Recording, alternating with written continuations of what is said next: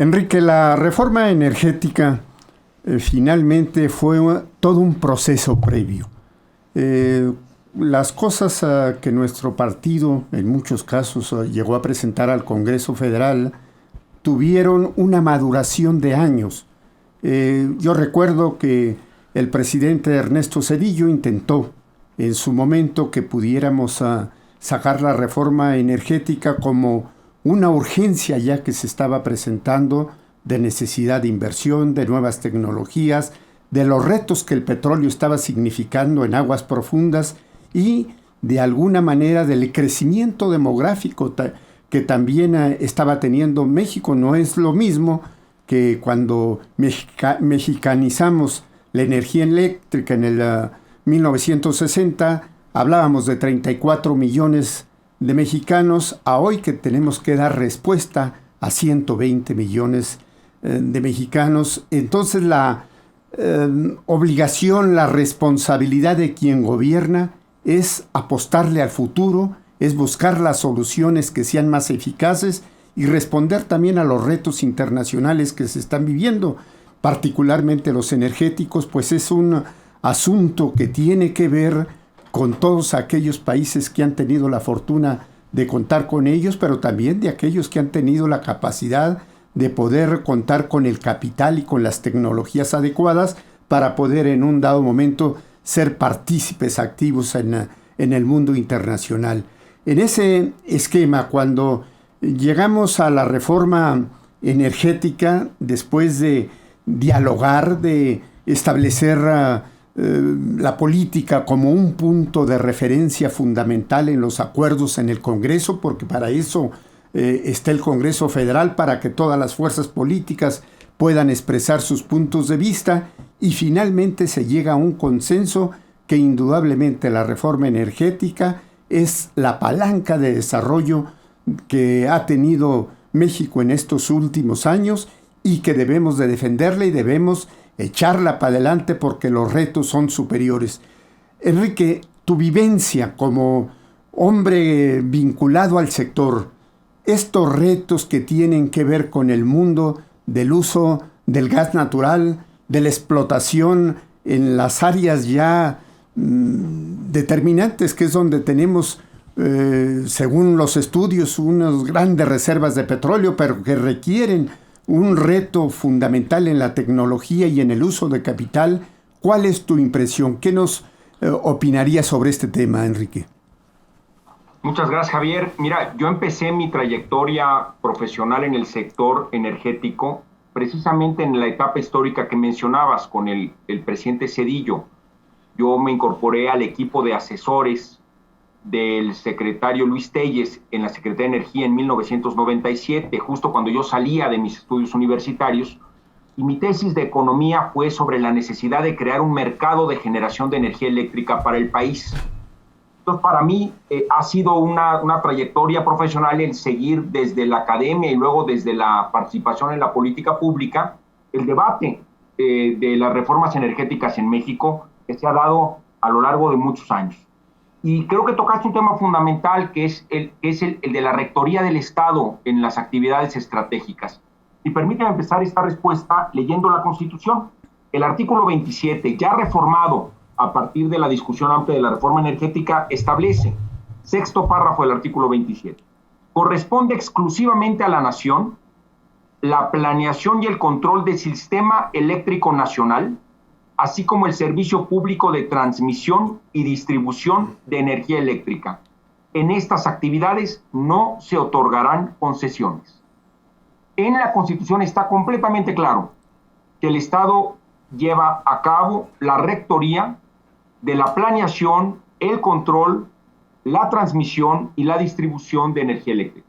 ¿Pero qué está abierto a la participación del sector privado? La generación de energía eléctrica, como en gran parte del mundo.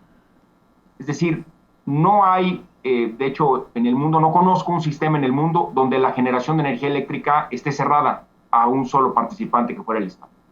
La generación de energía eléctrica está abierta a la competencia, de manera tal que se puedan construir parques solares, eólicos, o con gas natural, o hidroeléctricas, que pudieran ofrecer los avances tecnológicos para el beneficio de las familias de ese país. Ahora, en materia petrolera, voy al 7º párrafo de la Constitución. Tratándose del petróleo y de los hidrocarburos sólidos, líquidos o gaseosos en el subsuelo, la propiedad de la nación es inalienable e imprescriptible y no se otorgarán concesiones. Es decir, todo hidrocarburo en el subsuelo es propiedad de la nación y eso está establecido en la Constitución con toda puntualidad, a partir incluso de la reforma energética. Está abierto. Y aquí lo dice, continúo, con el propósito de obtener ingresos para el Estado que contribuyan al desarrollo de largo plazo de la nación, esta llevará a cabo las actividades de exploración y extracción del petróleo y demás hidrocarburos mediante asignaciones a empresas productivas del Estado o a través de contratos con estas o con particulares en los términos de la ley reglamentaria. ¿Qué se abrió? La posibilidad de que el Estado determine que ciertos campos petroleros o gaseros los pueda hacer Pemex por sí solo, o los pueda hacer Pemex asociado con alguna empresa mexicana o internacional que le contribuya con tecnología o capital para poder llevar a cabo esas inversiones de riesgo, o el Estado mexicano, a través de licitaciones públicas, le otorgue contratos a una empresa nacional o internacional especializada para extraer el hidrocarburo. Este mecanismo donde la nación es propietaria y tiene distintas maneras de poder extraer el petróleo y el gas es precisamente el modelo noruego o el modelo brasileño o el modelo colombiano, que es el modelo ya habitual en el mundo petrolero en general. Es decir, darle herramientas al Estado mexicano para poder extraer los recursos del subsuelo. Pero la nación es propietaria de todos ellos. Perdón, diputado, y además creo que es importante que puntualicemos ahí que tanto en la extracción como en la generación es donde podríamos lograr que se redujeran los precios para el consumidor.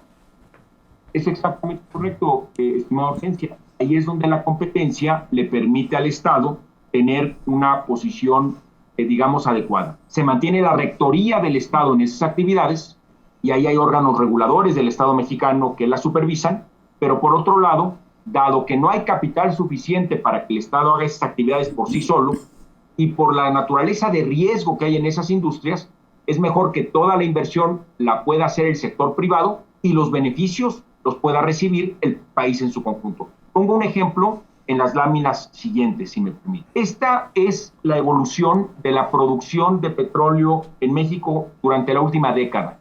Como ven ustedes, cada año México produce menos petróleo que el año anterior. Y la pregunta es ¿por qué? ¿Por qué está México perdiendo capacidad de producción petrolera? Y la respuesta es geológica. Los megacampos que tenía México en los años 70, como Cantarell o Cumalupzap en los 80, eran campos gigantes a poca profundidad y que nos dieron una gran cantidad de petróleo que llegamos hasta extraer 3.400.000 barriles diarios en el 2003. Pues se fueron acabando a lo largo de décadas de exploración y extracción. Y se fueron acabando esos grandes megacampos y lo que queda como recurso petrolero en México hoy y hacia adelante son campos petroleros en aguas profundas o ultraprofundas en el Golfo de México o en shale gas o shale oil, gas de lutitas o petróleo de lutitas que se extraen por vía del fracking en los estados fronterizos con la Unión Americana. Coahuila, Nuevo León, Tamaulipas, algo de Chihuahua, tienen estos recursos que del lado tejano se están extrayendo de una manera muy clara y muy pública a través del fracking. Ahí es donde está el recurso futuro de petróleo y de gas.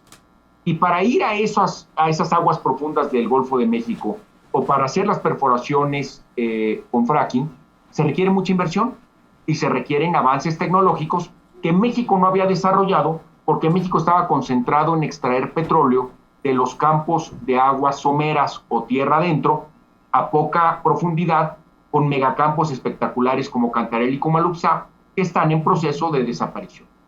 Cantarell, por ejemplo, llegó a producir 2.400.000 barriles al día. Hoy produce menos de 400,000 barriles diarios. Es una caída natural, una declinación por el uso que se le dio a ese recurso. Entonces México tiene que abrir su esquema petrolero para pensar cómo se extrae petróleo en el Golfo de México y cómo se extrae petróleo por fracking. Y el ejemplo lo tenemos muy claro.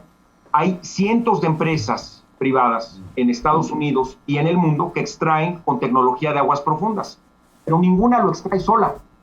Como son inversiones multimillonarias de 10,000 millones de dólares o más, se juntan varias empresas para correr riesgos y para invertir y para llevar a cabo con avances tecnológicos mejores perforaciones.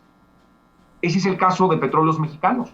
Si Petróleos Mexicanos fuera por sí solo a aguas profundas y perforara con inversiones de 10,000 millones de dólares, a ver si le pega a un pozo abajo del mar, a más de 2,000 metros abajo del mar, pues puede no encontrar petróleo. El índice de recuperación de ese tipo de pozos es abajo del 40%. Entonces se estarían jugando prácticamente volados de 10,000 millones de dólares cada vez que lo intentan. Nadie lo hace así en el mundo. En el mundo se juntan las empresas, ponen capital, ponen tecnología, comparten riesgo y hacen ese tipo de perforaciones. No habría razón para obligar a Petróleos Mexicanos a hacerlo todo solo y a hacerlo todo o cargar la responsabilidad por sí solo. Ahora, hacia adelante, ¿qué vemos? El precio del petróleo mexicano, que ya tiene que ver con extraerlo de aguas más complicadas que el agua somera o que en tierra adentro, el costo por barril es cercano a los $25. Hay quienes estiman que nuestra extracción de petróleo está ya en promedio a $33 por barril. ¿Y cuál es el precio en el mercado? Pues durante esta pandemia hubo precios cercanos a cero, hubo incluso precios negativos, y hoy el precio anda en promedio en $18. Entonces, si a usted le cuesta extraer el petróleo $25 en México y lo va a vender en el mercado internacional a 18, pues le sale más caro el caldo que las albóndigas, le sale más caro extraer el petróleo que venderlo. ¿Quién en su sano juicio paga más por extraer de lo que le cuesta vender? En consecuencia, México tiene que tomar decisiones inteligentes, cerrar la válvula a los pozos que son de extracción cara y abrir la válvula a los pozos de extracción barata en lo que hay. Hacia adelante se requieren inversiones multimillonarias para poder extraer petróleo a precios competitivos que nos permitan tener una renta en cuanto a que se venda a un precio mayor al que se extrae. Ahí es donde entra la tecnología, ahí es donde entran las grandes inversiones, y ahí es donde México tiene ya herramientas en la Constitución que le permiten poder hacerlo como el resto de los países, como Noruega, como Brasil, como Colombia. Antes no, antes México era excepcional, solamente lo podía hacer Pemex, y Pemex cargaba con toda la responsabilidad financiera. Y ahí están las crisis múltiples de la petrolera que Javier Santillán nos puede profundizar, pero que México los vivió en distintos tiempos cuando le cargábamos la mano a Petróleos Mexicanos. Veamos ahora el plan actual de Petróleos Mexicanos. Petróleos Mexicanos ha anunciado que cada año va a perforar 20 campos nuevos, y para ello tiene que presentar los planes de exploración ante la Comisión Nacional de Hidrocarburos. Pero tanto en el 2019 como en lo que va del 2020, la Comisión Nacional de Hidrocarburos, esta lámina viene de la información pública que tiene la Comisión Nacional de Hidrocarburos en su página de web, nos muestra que Pemex está retrasado en su plan de desarrollar 20 campos por año. De hecho, en el 2019 tenía el programa de desarrollar esos 20 campos con 28 perforaciones programadas. Solamente en el 2019 Pemex pudo hacer 3 de esas 28. Es decir, va con un retraso sobre el plan de 2019. En 2020 los números acaban de salir y también son negativos. Pemex no ha podido cumplir con su propio plan de desarrollar 20 campos prioritarios por año hasta la fecha, ni en 2019 ni en 2020. ¿Cuál es la otra alternativa? La otra alternativa es que la Comisión Nacional de Hidrocarburos lleve a cabo rondas de licitación públicas y transparentes con Pemex o con proveedores privados nacionales e internacionales para poder extraer petróleo en otros campos donde Pemex no está trabajando. Y se llevaron a cabo en la administración del presidente Peña Nieto, a partir de la reforma energética, 9 procesos de licitación, 9 rondas, que derivaron en 107 nuevos contratos. Participan 73 empresas, 35 de ellas mexicanas, y las empresas provienen de 20 países distintos. Son 160,000 millones de dólares de inversión y la creación de más de 900,000 empleos directos e indirectos a lo largo de la vida útil de esos contratos. Todos estos procesos están y son de conocimiento público a través de la página de la Comisión Nacional de Hidrocarburos. E insisto, el recurso petrolero, de gas natural y de cualquier hidrocarburo que esté en el subsuelo es propiedad de la nación. ¿Cómo recupera México la renta petrolera? Aquí está. En promedio, y esta también es información pública, el 74% de cada barril que extrae cualquier contratista privado, bajo los regímenes que están establecidos en la Constitución, el 74% es propiedad de la nación. Y el 26 restante es la utilidad de la empresa. Estos números tienen una variación por campo y por tecnología, pero en promedio el 74% de la renta petrolera va a la nación y el 26% va a quien llevó a cabo la inversión. ¿Cómo se han comportado esos contratos que se dieron en las licitaciones públicas de las rondas a finales de la administración pasada? Pues a diferencia de la curva de producción petrolera de Pemex, lo que podemos ver en los datos que también están publicados en la Comisión Nacional de Hidrocarburos es que las extracciones privadas van subiendo periodo tras periodo. Cada periodo hay más extracción petrolera producto de esos contratos que efectivamente están arrojando resultados favorables para el país. Y 75 pesos de cada 100 pesos de extracción van a la nación, van al Estado México. Es decir, el Estado tiene dos herramientas para extraer petróleo y gas. Una a través de Pemex y otra a través de los contratos privados a partir de la reforma energética. En una, la producción está cayendo y en la otra, la producción está subiendo. ¿Qué es lo que creemos que sucedería hacia adelante? En la medida en que podamos quitarle la carga a Petróleos Mexicanos, que es muy pesada, que haga todo solo Petróleos Mexicanos y no tiene recursos para hacerlo todo solo, y le permitan a Petróleos Mexicanos asociarse con el sector privado para traer capital y tecnología, mientras el Estado mantiene la rectoría del sector y se queda con 75% de la renta petrolera, el país puede ir avanzando en generar cada vez más barriles de petróleo año tras año.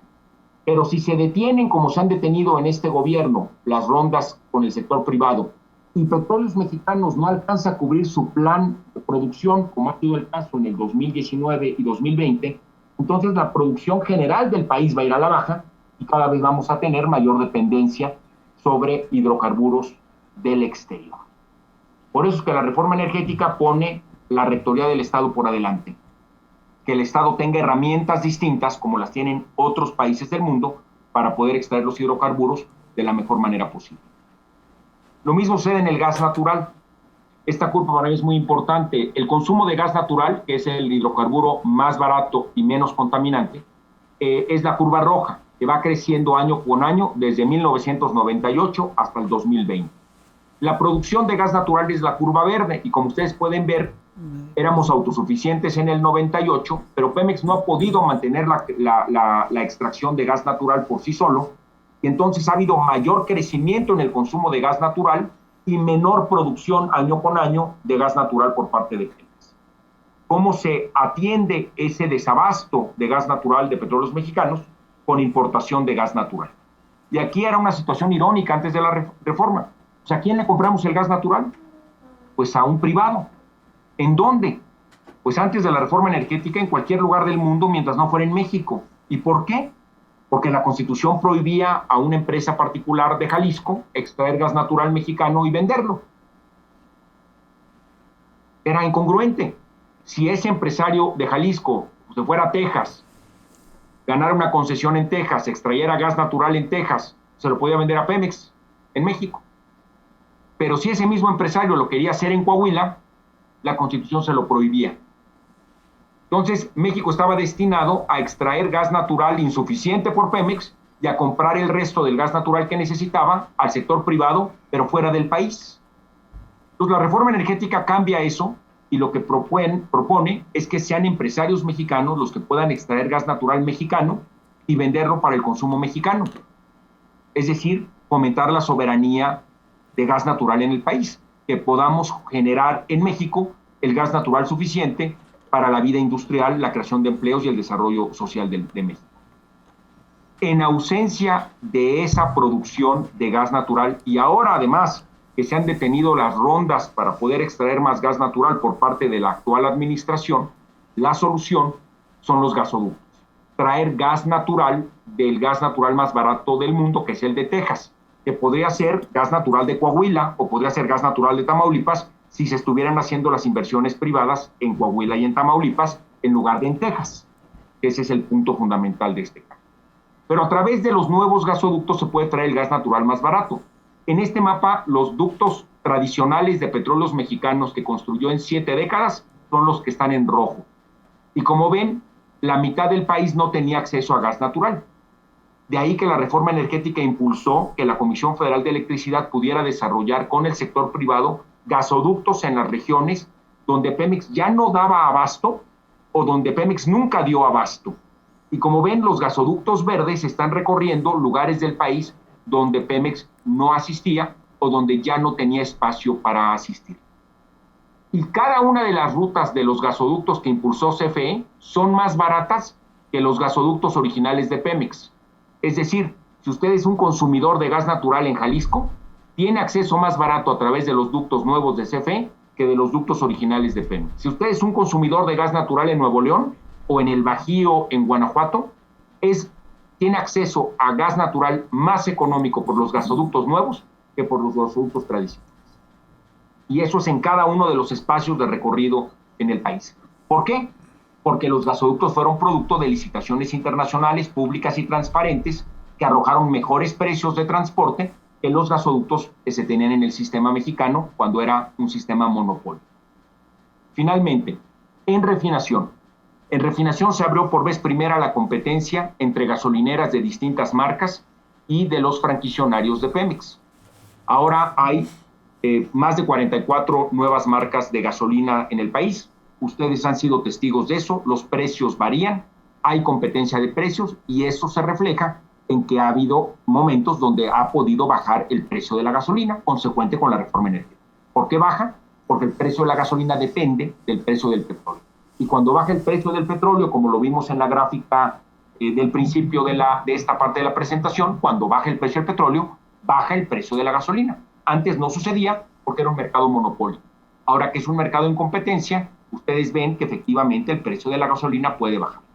¿Qué sucede cuando el precio del petróleo sube? Pues el precio de la gasolina tiende a subir. Y por esa razón es importante tener un mercado en competencia para que usted pueda tener las mejores oportunidades de precio y de calidad con servicios múltiples que le pueda dar la gasolinería, como sucede en prácticamente todo el mundo, salvo en contados casos como Venezuela. Pero en prácticamente todo el mundo hay múltiples empresas de refinación que ofrecen gasolina a distintos precios, consecuente con el precio del petróleo y con distintos niveles de calidad, para que usted escoja el que más le conviene a la economía de su familia. Entre tener más oportunidades de consumo y tener competencia para que se le ofrezcan mejores servicios, yo estoy seguro que este aspecto de la reforma energética es valioso y hay que también impulsar. Muchas gracias. Muy bien, Enrique. Creo que este esquema nos permite tener perfectamente claro los retos que va a vivir México. El haber resuelto nuestro marco legal para jugar en las grandes ligas, para poder estar en condiciones de ser tomados en cuenta internacionalmente, nos tiene que llevar necesariamente a que respetemos el marco legal que hemos establecido. La confianza, indudablemente, que para poder tener bases sólidas, requiere un marco legal que se respete, un marco legal que genere la posibilidad de la inversión y la posibilidad de poder transferir tecnologías de otras naciones. En ese sentido, si te parece bien, nos gustaría mucho poder profundizar contigo algunos de los aspectos que están hoy en boga de todo este cuestionamiento que se está realizando a todo el marco legal que ha rodeado a la reforma energética, si te parece bien. Con mucho gusto, claro que sí, Javier. Sí, regresamos al tercer y último bloque y sin duda alguna pues también representa este escenario varios desafíos a nivel internacional y que también nuestra diputada federal es quien lo vive y padece, ¿por qué no?, en la Cámara de Diputados. Entonces se vienen muchos desafíos en esta materia, tanto en la materia energética como en la materia política. Entonces, si les parece, regresamos al tercer bloque en su programa Líderes.